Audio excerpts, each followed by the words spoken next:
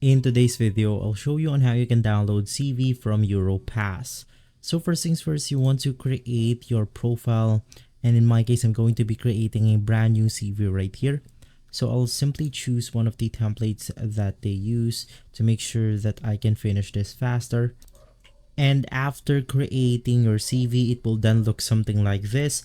Of course, you can add more sections if you want to, but to make things shorter, we'll just focus on the downloading process. In here, you have the ability to save your work or you can exit out of it.